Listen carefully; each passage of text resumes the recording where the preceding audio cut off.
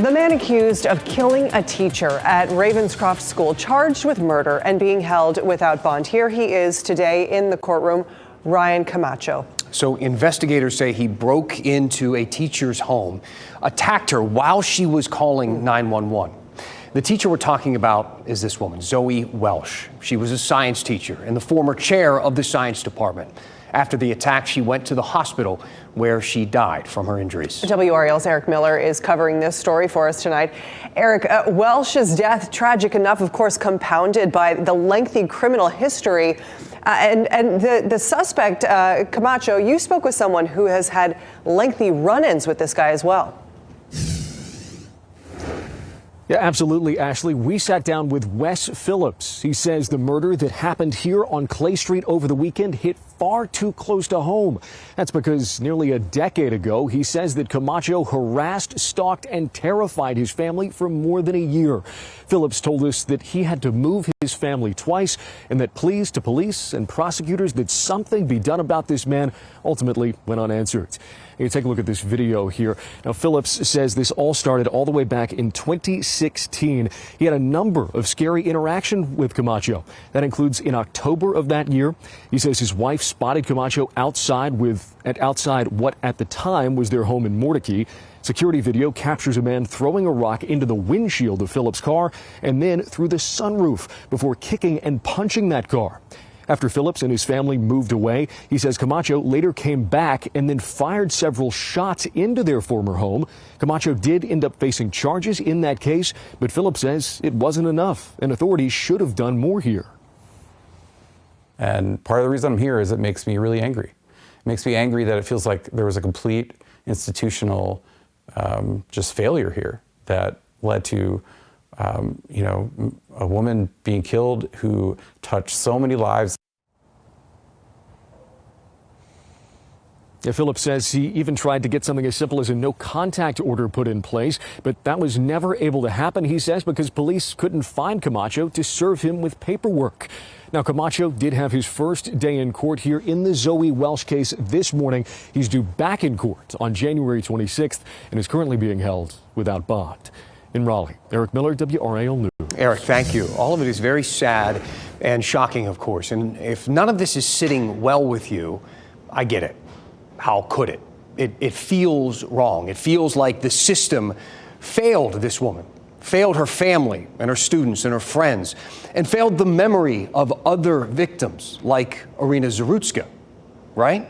There was a viewer named George who emailed us this morning. He said, y'all need to press the DA on this story. Lauren Freeman was quick to throw the judge under the bus. But what about all the other encounters Camacho had with the judicial system? This begs for investigative treatment rather than a we reached out to local prosecutors and received no response sort of thing. And he said, thanks. And I say thanks back to you, George. I know a lot of you feel the same passion for this story, the injustice of this tragedy.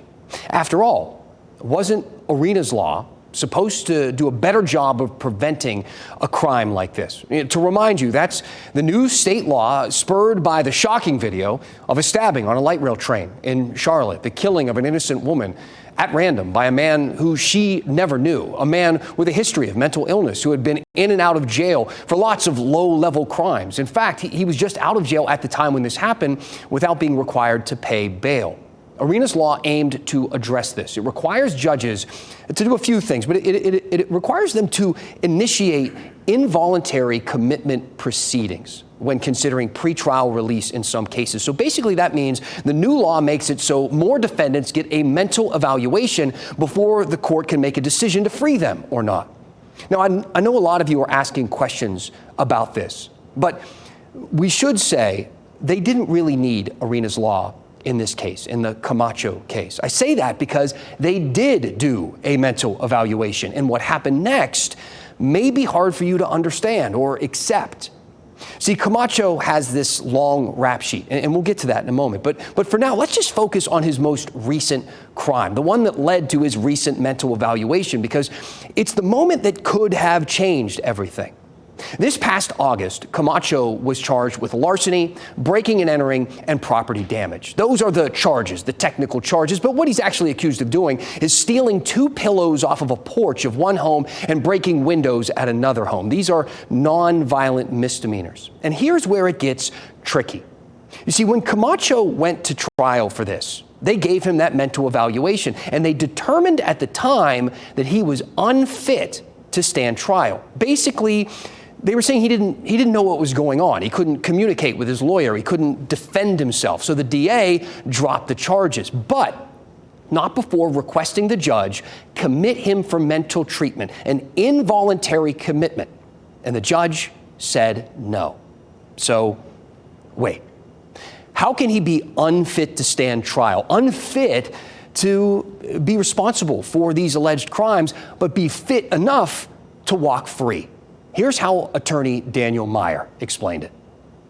In order to involuntarily commit somebody, you have to show that they are a danger to themselves or others. And it was a reasonably low-level charge. Even if he had a history, we don't lock people up in prison or even the hospital because they do a lot of property crimes or a lot of low-level crimes. Obviously, he unfortunately escalated, which does happen, but that's just the way the system works. So let's look at these charges, this rap sheet. Court records show Camacho has been arrested more than 20 times. Charges including speeding, assault, stalking, trespassing, larceny, property damage, and breaking and entering. In 2021, he tried to escape state prison. He was in prison because of something he had done in 2018. He was accused of shooting into an occupied building, a building with people inside. He pleaded guilty to those charges and served his time for that and the escape attempt. And you might say, looking at all of that, well, that seems like enough. Of course, in hindsight, I can understand that feeling. And we posed that to District Attorney Lauren Freeman.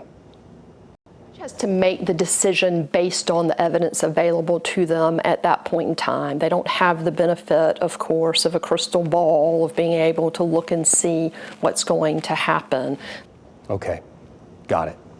But still, for a lot of you, I'm sure you're thinking it still feels a bit off, this whole thing.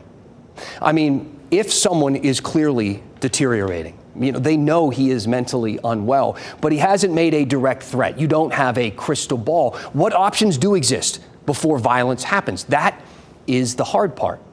That's the part that is so frustrating when something like this happens, because it's very difficult to balance the tragic and unfair murder of a kind and beloved educator with the general rights of everyone.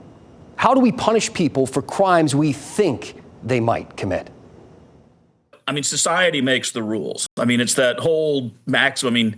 Do you want to lock up 100 innocent people so one guilty person doesn't go free? And it's a similar situation here. Mental illness is a problem, but we can't lock everybody up. You do the best you can. So back to that email we got from George. George, I'm betting you're still not quite satisfied. And you shouldn't be. These gray areas, this is where we need to pay attention and get involved. These are the stories where journalism and community input matter the most. Journalists, we gather the information, we recognize patterns, we ask questions to get more information about those patterns, and the community takes that information and determines what to do next, what action to take. Is it another new law, a change to an existing law, or is it something else? We want to hear from you. Send us an email, 7 p.m. at WRAL.com. George's email led to tonight's segment. Yours might be the inspiration behind the next one. We have so many curious and intelligent viewers out there. Tell us what you want to see on your news. Your feedback drives this newscast. So send us an email, 7 p.m. at WRAL.com, and we'll talk about it here on WRAL.